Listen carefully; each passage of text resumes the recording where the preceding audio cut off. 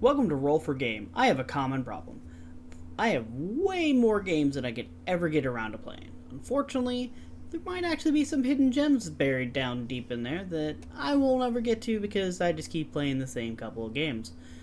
I decided to change things. I'm going to let fate decide what I play. I'll let the rules decide the game and I'll play whatever comes up. After 2 hours, I'll rate the game to see if it's good enough to go into my normal rotation. I'll rate each game in 5 categories with a possible score of 5 points in each. Now let's get to it and figure out what game I'll be playing today. Alright, here we go again. 5, Amazon.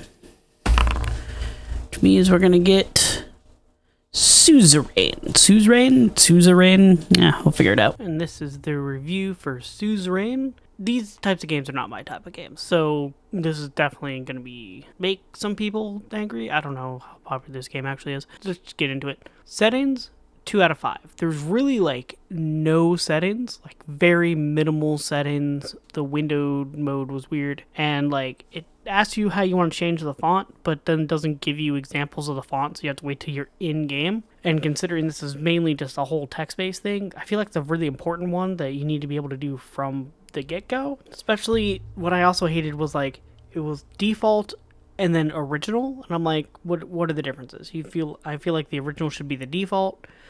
I don't know, this might be like a remake or something, I'm not sure. Controls is going to be a 2.5. Really just it's a point and click. They're not bad. They're just point and click, so I can't really give it a super high score, but I can't give it a bad score, so it's middle of the road, 2.5. Story, 3 out of 5, seems fun. It's one of those, it's kind of basically it's an interactive choose your own adventure. I don't know if these are how the Civilization games are. I've never played those, so the story is kind of what you make it, right? It seems intriguing enough if you're into political stuff. Gameplay, it's a 4 out of 5. It's really fun. Like I said, you can kind of really click on different sections to see what else is going on in the world, to kind of give you clues on what you need to make decision-wise.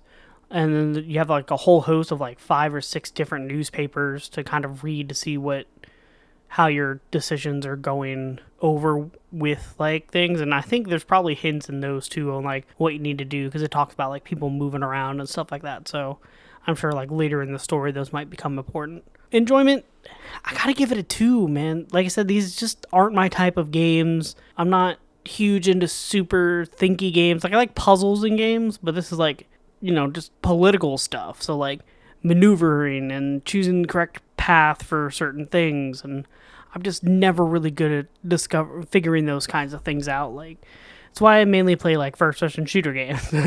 Point, shoot, move on with my day. So it's just not my jam. So it's going to give an overall of a 2.7. Like I said, just not my type of game.